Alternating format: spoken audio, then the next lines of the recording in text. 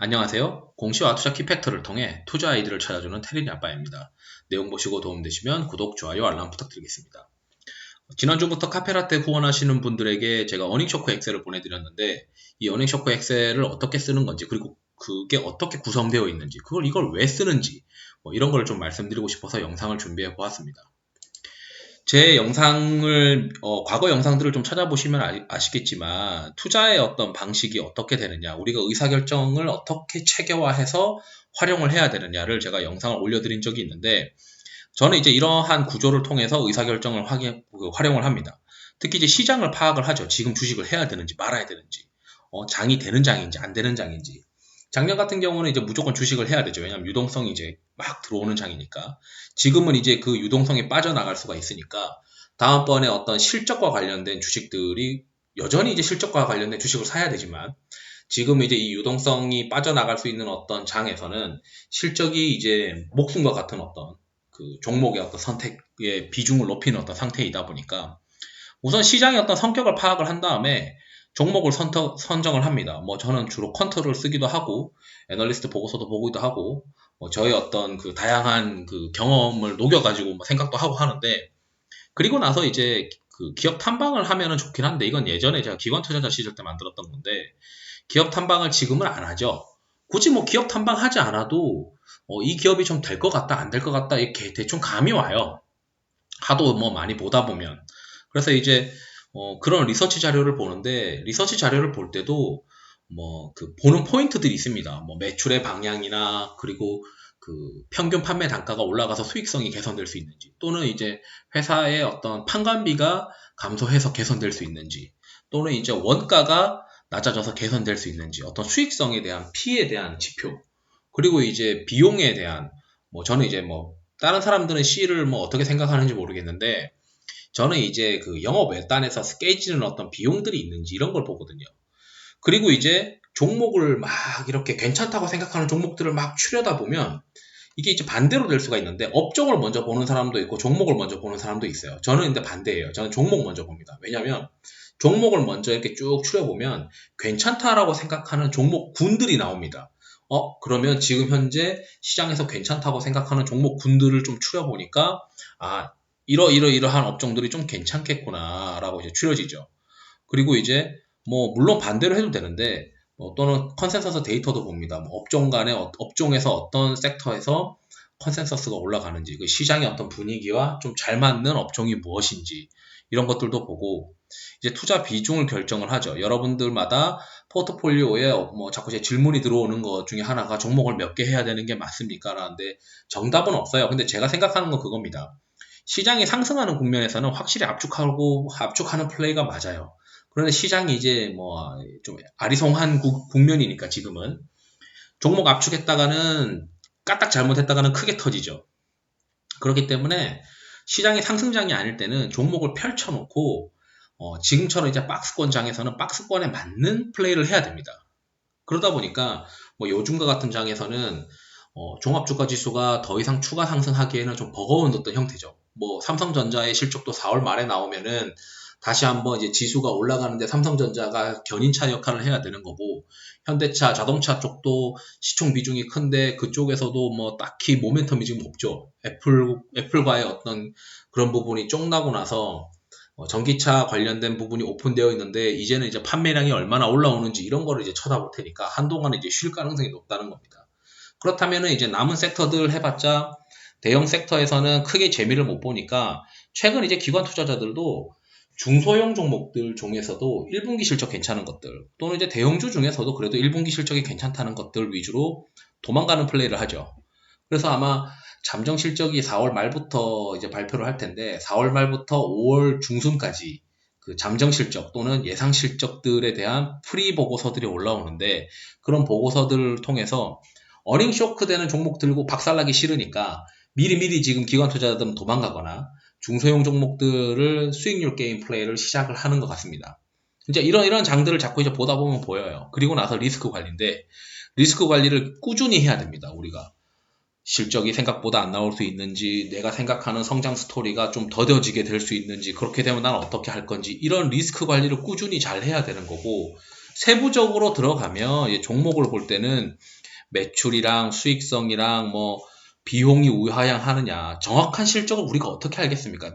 그 회사 내부 사람만 알지. 그렇지만 회사의 실적이 그 Q와 P의 C의 어떤 방향성도 알 수 있고 그 강도를 대략적으로 우리가 느낄 수가 있어야 돼요. 그리고 장기적인 실적 주가의 상승은 결국 실적이고 그 실적과 그 재평가, 밸류에이션이 뭐 PER만 있는 것도 아니기 때문에 그러한 여러 가지 밸류에이션들이 재평가될 수 있는 게 있느냐 이런 것들이 이제 가장 핵심이고 여기서 이제 가장 중요한 투자는 어닝 서프라이즈가 나오면서 추정 이익이 수정될 때까지 플레이하는 이 A에서 B 구간을 플레이하는 게 가장 성과가 좋더라라는 게 이제 저의 경험입니다. 그 경험에 맞춰가지고 지속적으로 말씀드리는 거예요. 그러면 뭐 여기서 이제 수평적인 분석이라고 하면은 어떤 업종에서 A, B, C, D, E 종목이 있다면 그 중에서 가장 섹시한 게 뭔가? 그리고 이제 업종 간에서 뭐 여러 가지 업종이 있는데 그 중에서 지금 상위권 업종들, 지금 가장 섹시해 보이는 업종들만 따로 추려보자. 그러면은 그 시장에서 크게 관심 안 가지는 업종은 내 포트폴리오에서 상대적으로 좀 배제하자. 물론 기관 투자자인 경우에는 전 업종을 골고루 가져가면서 그 업종에서 가장 섹시한 뭐 매력이 없는 업종이더라도 사소한 어떤 분석을 통해 가지고 가장 그나마 제일 나은 종목을 선정하고도 하는데 개인 투자자의 경우에는 지금 현재 시장을 주도하는 업종 몇 가지를 골라서 그 업종에 있는 종목들을 쭉 담아놓는 그런 방법도 투자에 가장 좋은 방법일 수 있습니다. 그렇게 되면은 뭐 종목 수가 이제 어느 정도 되겠죠. 그런데 이제 저는 이제 이렇게 하는 걸 좀 권고드리는 게 평균적으로 종목 한 20개 가져가면서 시장이 될 때는 10개 미만으로 압축을 해도 되고 그리고 시장이 좀 애매할 때는 20개로 펼쳐서 하는데 현금 비중으로 또 어떻게 가져갈 거냐 이게 이제 있는 거죠. 압축을 해서 플레이할 때는 현금 비중을 자연스럽게 낮추는 거고 펼쳐서 가져갈 때는 펼치더라도 시장 떨어질 때는 매한가지로 다 떨어집니다. 그렇기 때문에 현금 비중을 어떻게 가져갈 거냐 이런 것들도 고민해야 되는 거죠. 지금 시장이 박스권이고 금리에 대한 어떤 리스크가 여전히 상존해 있기 때문에 주식을 막 99%뭐 기관 투자자들 중에서는 주식을 안 사면은 조미 쑤시는 사람들이 있어요. 그러다 보니까 그런 사람들 포트폴리오 딱 까보면 대부분 다 포트폴리오의 주식 비중이 99.9% 이렇게 됩니다. 99.8%. 그러다 보니까 이게 펼치더라도 자산 배분은 현금 비중을 어떻게 잘 안 가져가면 망가지는 경우가 있어요. 지금처럼 이제 제가 예전에 영상을 보시면은 리스크 관리에 관련된 기본적인 어떤 영상들 올려드렸고 리스크 패리티랑 연동돼서 이제 하는 방법도 있으니까 본인만의 어떤 자산 배분 리스크 관리를 기준을 만들어야 됩니다. 그래서 결국에는 뭐냐? 왜 이런 걸 하느냐? 제가 이제 여의도에서 답답했던 이유가 뭐냐면 이 양반들이 전부 다는 아니지만 어떤 사람들 보면은 되게 주먹구구식으로 해요.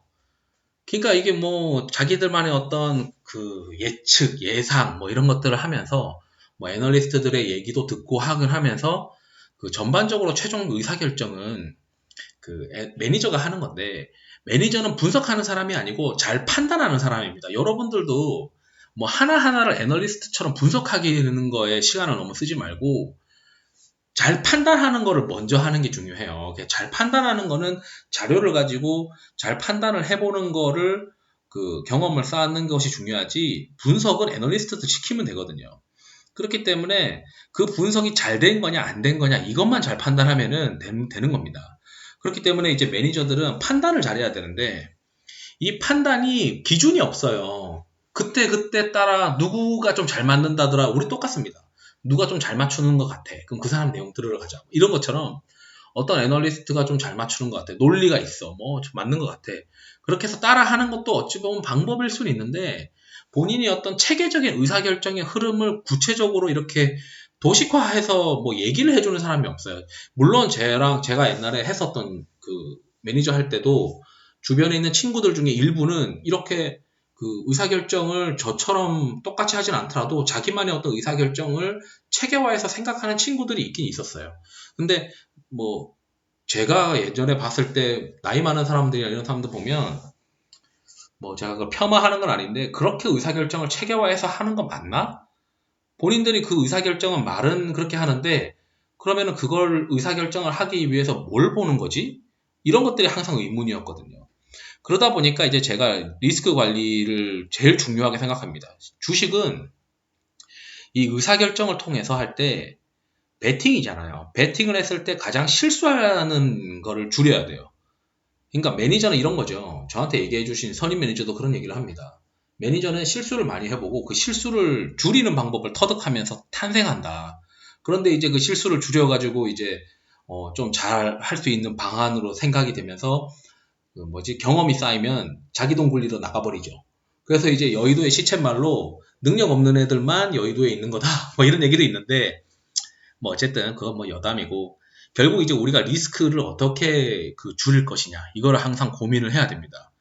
그러려면은 이제 제가 여러 가지를 얘기를 하죠. 제가 시장 파악하는 거에서는 뭐 애널리스트들의 보고서도 보지만 기본적으로는 뭐 3일, 5일, 10일 코스닥 이평선이 뭐 상위에 있는지 뭐 이런 것들도 있고 제가 이제 카페라떼 회원들한테 보내드리는 기간 외국인 수급의 오실레이터 이런 것들도 있고 뭐 컨센서스가 어떻게 지금 시장 자체가 형성되고 있는지 뭐 이런 것들도 있고요. 종목 말고도 시장 자체도 있고 그런 것들을 다 같이 보면서 그리고 경제 데이터들 이런 것들도 또 같이 보면서 좀 고민을 많이 하는 것들이 이제 필요한데 이것도 이제 다른 사람들의 의견들도 같이 보시면 됩니다. 그리고 어떤 종목을 사는 게 이제 퀀트상으로 유리하냐 이것들은 투자의 어떤 기간에 따라서 사람들마다 다 다른데 옛날에는 제가 밸류에이션 앤 모멘텀 그러니까 멀티 팩터에 대한 걸 가지고 많이 연구를 했었는데 제가 연구를 때려쳤죠. 한 몇 년 하다가 이거는 지금 그래서 시장에서 멀티 팩터가 마치 대단한 퀀트인 마냥 강의하는 거에 대해서 전 되게 부정적입니다. 왜냐하면 그게 한계가 있고 맥시멈 드로우다운이 굉장히 이제 크기 때문에 사람들이 버틸 수가 없어요. 그리고 기관 투자자인 경우에는 남의 돈이니까 그냥 뭐 분기 단위로 리밸런싱 한다고 분기 단위 리밸런싱 모델 만들어가지고 멀티팩터 모델 하면 되는데 이 멀티팩터 모델도 안 맞는 구간들이 꽤 많아요. 그러다 보니까 제가 그래도 주변에 인정한 종목 선정 퀀트 하는 사람은 사실 여의도 제도권이 아니고 제도권이 아닌 친구가 있는데 그 친구의 퀀트는 대단하더라고요. 그 퀀트 말고는 저는 그렇게 뭐 멀티팩터 퀀트를 맹신하지 마라라고 얘기를 해드리고 싶습니다. 그냥 거기서 골라진 종목 중에서 살만한 게 있는지 우선적인 분석을 하는 건 좋다라는 거죠. 왜냐하면 우리가 모두가 가져서 주어진 시간이 24시간이잖아요. 여러분들도 24시간, 저도 24시간, 누구 하나 뭐 30시간 주어진 게 아니기 때문에 같은 시간에서 가장 효율적으로 종목을 먼저 공부를 해서 될 만한 종목들을 먼저 공부해서 머릿속에 집어넣어야 투자 성과가 빨리 올라올 수 있듯이 어떤 퀀트를 통해서 종목을 먼저 볼 거를 추려나가는 것도 좋은 방법이다. 그래서 애널리스트들이 올려주는 뭐 퀀트 자료들에 있는 종목들 이런 거구나 하는 게 아니고 그 안에 있는 종목들 중에 살만한 이슈가 왜 그렇고 왜 이게 상위권에 올라왔는지를 보고 그 논리가 맞는지를 체크해보는 것도 방법입니다. 그리고 나서 이제 쭉 내려서 지금까지는 이제 왜 이런 걸 쓰는지에 대해서 말씀을 드렸고 제가 보내드린 엑셀도 다 군데군데에서 쓸 수 있는 엑셀들이라고 보시면 되고 거기서 이제 이러한 의사결정을 잘 하기 위해서 제가 보낸 엑셀들을 활용하시면 되는 거고 이제 어닝 서프라이즈, 어닝 쇼크 이걸 왜 만드냐면 애널리스트들은 그걸 해요. 애널리스트들은 탐방을 갑니다. 실적이 나오기 전까지. 그러니까 5월 17일까지, 올해 같은 경우는 1분기 실적이 5월 17일까지로 나와 있을 거예요. 그래서 그 전에 다 탐방을 가요. 그리고 나서 예상 실적을 올릴지 내릴지를 판단을 합니다. 사실 이제 좀 작은 회사들 같은 경우에는 실적 거의 다 알려줘요. 우리 회사 한 이 정도 나올 것 같습니다. 뭐 이렇게 얘기도 하는 회사도 있고 조금 이제 그게 꺼림칙하면은 뉘앙스로 이제 실적이 좀 너무 과하게 추정하시는 것 같은데요. 뭐 이렇게 얘기를 하죠. 그러면 딱 듣고 와서 이제 저희가 뭐 작년 이맘때보다는 좀 좋긴 한데 YOY로는 한 이 정도 선으로 좀 생각을 하셔야지 너무 이제 이 정도까지는 생각 안 될 것 같다. 왜냐면 이러이러한 부분들이 있습니다. 뭐 이렇게 하면서 애널리스트의 추정치가 과한 것 같다라고 뉘앙스도 주고 하고 애널리스트 추정치가 좀 적다고 생각하면은 우리 시장에서 좀 보수적으로 보고 계시는 것 같다. 뭐 이렇게 이제 얘기도 하죠. 그렇게 하면서 이제 하는데, 자, 애널리스트가 계속 빨빨빨빨빨빨 거리면서 돌아다닐 거예요. 그러면은 우리가 이제 컨센서스가 두 가지가 있는데 3개월 평균이 있고 한 달 평균이 있습니다. 최근에 이제 최근 데이터들이 많이 평균되어 있는 게 한 달 평균이죠. 그렇다면은 과거 3개월 평균이 일주일 전보다 떨어지면서 1개월 평균도 전보다 떨어지고 뭐 이러한 기준들을 통해 가지고 점점 추정 실적이 나빠지는 기업들, 그런 기업들은 실제 1분기 실적이 어닝 쇼크가 나올 가능성이 높죠. 그렇다면 반대로 그런 기업들이 여기에 수익률에서 주가에 이미 반영되어 있느냐 안 되어 있느냐, 그리고 만약에 주가가 올라와 있다면은 혹시 실적 이외에 뭔가 투자 포인트가 있으니까 올라간 거 아니냐, 이런 것들을 같이 체크를 해야 되는 거고, 반대로 점점 컨센서스가 올라가는 회사들이 있어요.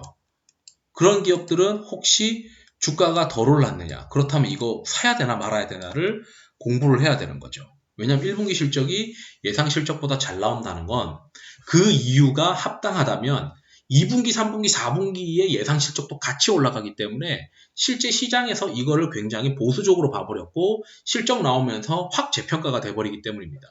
그렇기 때문에 이러한 부분들을 활용하기 위해서는 기본적인 거는 결국은 애널리스트들이 계속 추정치를 기업 탐방을 통해서, 또는 요즘 같은 경우는 컨퍼런스 콜을 하죠. 비대면으로 컨퍼런스 콜을 통해서 마지막 5월 15일 날 실적 발표하기 전에 뉘앙스를 어떻게 얻어서 1분기 예상 실적을 좀 더 어떻게 올릴지, 좀 더 내릴지, 이런 것들이 꾸준히 판단이 됩니다. 그럼 제가 이걸 주 단위로 계속 보내드릴 거예요. 그러니까 다음 주 되면 또 바뀌어요. 왜냐하면 그 사이에 또 다녀온 사람들이 있을 테니까. 그러면서 최근 실적이 바뀌는 것들이 중요합니다. 우리가 네이버에서 확인하는 컨센서스는, 네이버나 HTS에서 확인하는 컨센서스는 대부분 다 3개월 평균이에요. 그러다 보니까 좀 더 빠른 1개월 평균을 따로 발췌해가지고 이거를 이제 수식을 넣어가지고, 수식 나중에 들어가서 보시면은 어닝 서프라이즈랑 안 좋게 보는 이유들에 대해서 이 수식이 다 있어요. 그 수식 보면은 대충 이해가 됩니다. 그리고 실제 잠정치를 발표하면 잠정치가 이제 들어갑니다. 그 잠정치가 들어갔을 때 실제로 예상과 마찬가지로 서프라이즈가 나왔는지, 쇼크가 마찬가지로 쇼크가 나왔는지, 실제로 쇼크인 줄 알았는데 서프라이즈가 나올 때도 있고, 서프라이즈 나왔는데 쇼크 나올 때도 있죠. 그럼 이걸 활용할 때 첫 번째는 1분기 실적 나올 때까지 쇼크에 관련된 주식이 혹시 내가 있으면은 고민을 한번 더 하셔야 된다라는 거고, 만약에 서프라이즈 중에서 주가가 좀 덜 올랐다, 더 이제 컨센이 올라갈 것 같다는 거는 매수로 공략을 할 수도 있고요. 그 다음에 이제 반대로 1분기 실적이 나오면은 그때가 이제 저점이다 라고 생각을 하면은 쇼크 중에서 1분기 실적을 마지막으로 털고 악재 해소로 인해서 주가를 바닥 찍고 올라갈 수 있는 거를 그때 쇼크로 이제 반대로 이제 사는 경우도 있는 거죠. 이제 이런 식으로 이제 다각도로 투자 전략을 활용할 수가 있고, 제가 이제 여기서도 마찬가지로 리스크 관리, 이 리스크 관리에서 실적에 대한 리스크 관리를 어떤 방향성, 컨센서스의 방향성을 일주일 단위로 체크하는 방법을 통해서 1개월 평균과 3개월 평균을 통해서 활용할 수 있다. 그래가지고 카페라떼 회원분들한테 뭘 더 드릴까 항상 고민을 하고 있습니다. 그러다 보니까 이제 분기 실적이 발표될 때가 됐고 4월 말에 이제 실적 발표하기 전에 꾸준히 어닝이 이제 리스크가 있는 종목들을 미리 체크를 하면서 내가 혹시 이 종목을 가지고 있으면 비중을 좀 줄여놔야 될지, 그리고 만약에 비중을 줄였다면은 1분기 실적 나올 때 다시 살 수 있는 건지, 이런 것들을 한 번 더 스스로 고민할 수 있는 기준을 드리기 위해서 이런 식으로 이제 만들어 놓은 겁니다. 옛날부터 썼던 거고요. 그래서 참 도움이 많이 됐던 것 같아요. 그래서 이제 또 다음에 이제 제가 생각을 해서, 예전에 제가 여러 가지 만들어 놨던 엑셀들도 있는데 그걸 이제 지금 다 부활시키고 있어요. 저도 이제 한참 게을러지다 보니까 엑셀 쓰지 않고 그냥 마구잡이로 투자하듯이 해도 예전엔 가락이 있으니까 그냥 한 건데, 제가 생각했을 때 좀 더 기준을 확립을 하고 제가 영상을 찍어서 외부 사람들, 외부 회원분들 또는 구독자분들한테 얘기를 할 수 있을 정도로 저도 공부를 하게 되니까 상당히 많이 도움되더라고요. 그래서 겸사겸사 해서 엑셀 또 부활할 수 있는 것들, 다시 살릴 수 있는 것들 있는지 항상 많이 고민을 하고 있습니다. 그래서 제가 보내드린 거 잘 한번 체크해 보시면 될 것 같고요. 이러한 구조로 우리가 한번 의사결정이라고 하는 체계를 스스로 한번 다져볼 수 있는 시기도 있었으면 좋겠다. 이렇게 이제 말씀을 드리면서 영상을 마치도록 하겠습니다. 투자에 도움이 되시길 바랍니다. 감사합니다.